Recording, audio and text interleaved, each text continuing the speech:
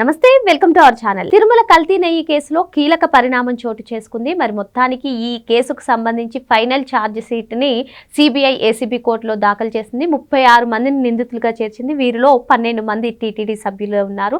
అంతేకాకుండా వైవి సుబ్బారెడ్డి, చిన్నప్పన్న పేర్లు కూడా ఉన్నట్టుగా తెలుస్తుంది. మరి మొత్తానికి వైవి సుబ్బారెడ్డి అరెస్ట్ అయ్యే అవకాశాలు కనిపిస్తున్నాయా? తెలుసుకునే ప్రయత్నం చేద్దాం. దీన్ని విశ్లేషించడానికి మనతో పాటుగా ఉన్నారు ప్రముఖ ఆర్థిక, రాజకీయ, సామాజిక విశ్లేషకులు అంకమరావు గారు. నమస్తే సార్. టీటీడీ కల్తీ నెయ్యి కేసులో చాలా మంది చాలా విమర్శలు కూడా చేశారు సార్. ఎప్పుడో ప్రభుత్వం అధికారంలోకి వచ్చిన వెంటనే చెప్పారు, కానీ ఇదేమీ ముందుకు వెళ్ళట్లేదని. మొత్తానికి ఈరోజు చూసుకున్నట్లయితే ఫైనల్ ఛార్జ్ షీట్ దాఖలు చేయడం, అందులో 36 మంది నిందితులు, 12 మంది టీటీడీ ఉద్యోగులు, ఇప్పుడు వైవి సుబ్బారెడ్డి, చిన్నప్పన పేర్లు కూడా ఉండడం. మొత్తానికి వైవి సుబ్బారెడ్డి అరెస్ట్ అయ్యే అవకాశాలు కనిపిస్తున్నాయంటారా? ఇక్కడ తిరుమల తిరుపతికి సంబంధించి ఆ పవిత్ర దేవదేవుడికి సంబంధించి అపవిత్రం చేశారు. నెయ్యి, దాంట్లో నెయ్యి కానీ నెయ్యి అంటే అది నెయ్యే కాదు, కెమికల్స్ ద్వారా తయారు కాబడినటువంటి నెయ్యి అని చెప్పి నిర్ధారణ అయింది. దాన్ని ఈరోజు కోట్లాది మంది భక్తులకి దాని ద్వారా ప్రసాదాలు తయారు చేసి అందజేసి మహాపాపం చేశారు. అందుట్లో ఎలాంటి సందేహం కూడా ఏం లేదు. అది ఎవరి ఆధ్వర్యంలో జరిగింది అని కనుక నిర్ధారణ చేసుకుంటా ఉంటే వైవి సుబ్బారెడ్డి, అతని యొక్క అనుచరుడు చిన్నప్పన్న, వీళ్ళు దాంట్లో ప్రధాన ముద్దాయిలుగా, అలాగే కరుణాకర్ రెడ్డి, ఇలా ముగ్గురు పేర్లు బలంగా వినపడతానే ఉన్నాయి. తర్వాత ఇంకో ప్రముఖ వ్యక్తి ఎవరంటే ధర్మారెడ్డి, ఈవో ధర్మారెడ్డి. వీళ్ళందరూ సహాయ సహకారాలతోటి మాత్రమే మిగిలిన వాళ్ళు చెలరేగిపోయి ఆ విధమైన కార్యక్రమాలు చేశారు. ఇక్కడ దేవుడితో కూడా వ్యాపారం చేశారు వీళ్ళు, గమనించుకోవాలి. ఆ తిరుమల వెంకన్ననే మామూలుగా ఆపద ముక్కులవాడ అనాథ రక్షకుడా అని చెప్పని ఆయన దగ్గరికి వెళ్ళి భక్తులు మొక్కులు తీర్చుకొని వాళ్ళకి మేలు జరగాలని కోరుకుంటూ ఉంటారు. ఒక్కసారి కనుక ఆయన ప్రత్యక్షంగా చూస్తే తనకి వచ్చిన కష్టాలన్నీ తొలగిపోతాయి అని చెప్పని ప్రతి హిందువు భావిస్తాడు. అందుకనే ప్రపంచంలో ఎక్కడా లేనంతమంది భక్తులు, ధార్మిక క్షేత్రంగా తిరుమల, ఎక్కడికి రానంతమంది భక్తులు అక్కడికి వచ్చేసి ఆ దేవదేవుని సందర్శించుకొని వెళ్ళిపోతూ ఉంటారు. రోజుకి 60,000 నుంచి 80,000 మంది వచ్చి వెళ్తూ ఉంటారు. అక్కడ అలాంటి పవిత్రమైనటువంటి చోట వీళ్ళు అపవిత్రంగా వ్యవహరించడమే కాకుండా అన్యమతస్థులను తీసుకొని వచ్చేసి అక్కడ ఏ విధంగా చేశారో మనం చూస్తూనే ఉన్నాం. ఇప్పుడు ఒక్కొక్క అంశాలన్నీ బయటకు వస్తున్నాయి. బిఆర్ నాయుడు గారు చైర్మన్ అయిన తర్వాత చాలా విషయాలను వెలుగు చూపుతున్నాయి. అక్కడ జరిగినటువంటి అపచారాలు కావచ్చు, అలాగే ఈ మధ్య 50 కేజీల బంగారం కావచ్చు, ఇవన్నీ కూడా చాలా విషయాలు వెలుగులోకి వస్తున్నాయి.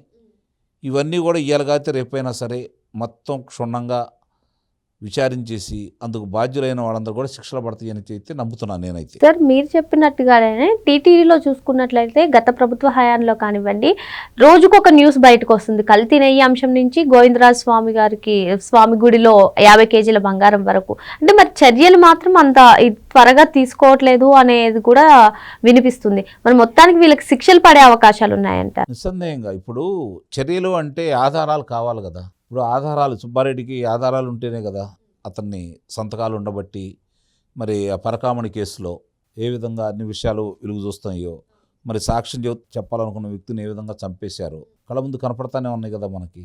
కాబట్టి ఇవన్నీ కూడా ఎవరు చేశారు ఏంటి అనేది, ఎవరు చేయించారు అనేది ప్రజలందరికీ అర్థమైపోయింది. ఇందుట్లో ఉద్యోగస్తులు సహకరించింది ఎవరు? ఇప్పుడు బలేబాబా డైరీ కావచ్చు, వైష్ణవి డైరీ కావచ్చు, ఏఆర్ డైరీ కావచ్చు, వీళ్ళందరూ దీంట్లో భాగస్వాములే కదా.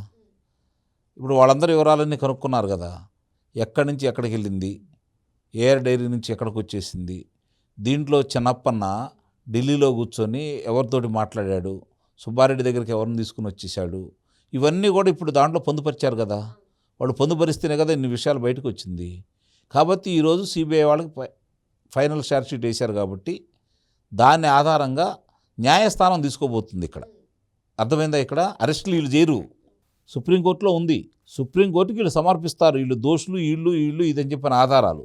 సుప్రీంకోర్టు దాన్ని పరిశీలించిన తర్వాత వీళ్ళ మీద మీరు చెప్పినటువంటి అభియోగాలన్నీ నిజమే కాబట్టి వీళ్ళని అరెస్ట్ చేయండి, వీళ్ళని అరెస్ట్ చేసి వీళ్ళని ఇంట్రాగేట్ చేయండి, వివరాలు రాబట్టనుందని చెప్పని అప్పుడు న్యాయస్థానం చెప్పిన తర్వాత ఎవరెవరి పేర్లైతే న్యాయస్థానం దాంట్లో పొందుపరిచిద్దో వాళ్ళని మాత్రమే అరెస్ట్ చేస్తారు. గమనించుకోండి.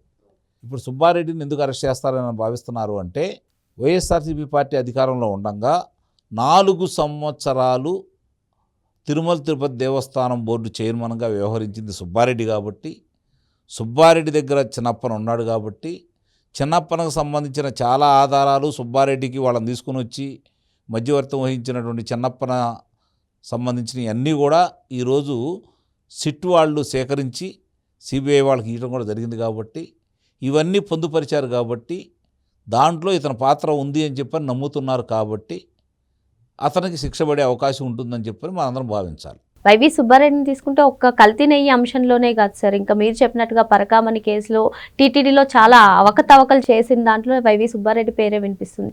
మరి మొత్తానికి ఏ అంశంలో అయినా సరే వైవి సుబ్బారెడ్డిని అదుపులోకి తీసుకునే అవకాశాలు కానీ అరెస్ట్ చేసే అవకాశాలు కానీ ఉంటాయి. అదేనమ్మా, ఇప్పుడు సుప్రీంకోర్టు పరిధిలో ఉంది కాబట్టి వాళ్ళు ఇచ్చే తీర్పును బట్టి దోషులు ఎవరినో వాళ్ళు నిర్ణయించి వీళ్ళు దోషులు వీళ్ళు నిర్దోషులు అని చెప్పే సుప్రీంకోర్టే కదా. సుప్రీంకోర్టు చెప్పిన తర్వాత దాని ఆధారంగా వీళ్ళు కార్యక్రమాలు చేపడతారు. ఇన్ని ఆధారాలు ఉంటాయి కాబట్టి సుబ్బారెడ్డికి నిస్సందేహంగా కూడా అతని ప్రమేయం ఉంది, అతని ప్రోద్బలం ఉంది, అతని సహాయ సహకారాలతో ఇది జరిగింది అని చెప్పని న్యాయస్థానం నిర్ధారణ చేసుకుంటుందని నేను అయితే ఆశాభావాన్ని వ్యక్తం చేస్తున్నాను. మరో అంశంతో మళ్ళీ కలుద్దాం.